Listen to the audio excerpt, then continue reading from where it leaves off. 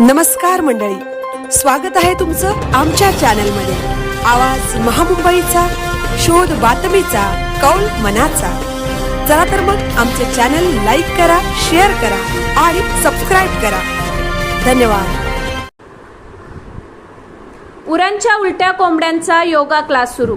संबंधित प्रशासन मात्र झोपेच्या गोळ्या घेऊन गायब। उरणमध्ये रस्त्यावर टेम्पोला 20 ते 30 कोंबड्या शीर्षासनात उलट्या टांगून विकल्या जात आहेत। वजन करताना तोलासन आणि जागेवरच रक्तासन करून कापल्या जातात।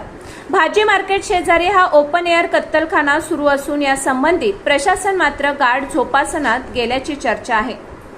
Food safety and standards authority of India act नुसार फ्रीज 4 डिग्री सेल्सिअसला हवा, पण इथे कोंबड्या उन्हात नैसर्गिक तंदूर होत आहेत। परवाना स्वच्छता हे शब्द या संबंधित प्रशासनाच्या डिक्शनरीतून गायबासन झाले आहेत। साहेब फक्त एसी दुकानात जातात, उघड्यावरच्या कोंबड्या पाहून उष्माघातासन होईल असा टोला नागरिकांनी लगावला।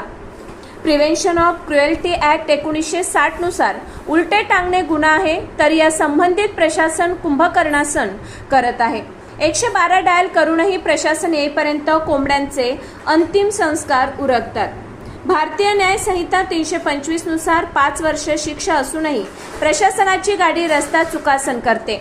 नगर परिषद अधिनियम 1965 नुसार सार्वजनिक ठिकाणी कत्तलखाना बेकायदेशीर, पण या संबंधित प्रशासनाला रस्त्यावरचे रक्त म्हणजे सेंद्रिय खतासन वाटते। GPS फक्त घंटा गाडी शोधते, कत्तलखाना सापडत नाही। या संबंधित प्रशासनाने एसी गाडीऐवजी टेम्पोतून यावे। प्रिव्हेन्शन ऑफ क्रुएल्टी ऍक्टची पुस्तके सरळ करून वाचावीत। उरणच्या कोंबड्या शीर्षासन करत आहेत आणि या संबंधित प्रशासन झोपासन करत आहे। कर्तव्यासन केले तरच उरणकरांना आरोग्यासन मिळेल असे उरणकर म्हणतात। आवाज महामुंबईचा चॅनलसाठी पूजा चव्हाण, उरण।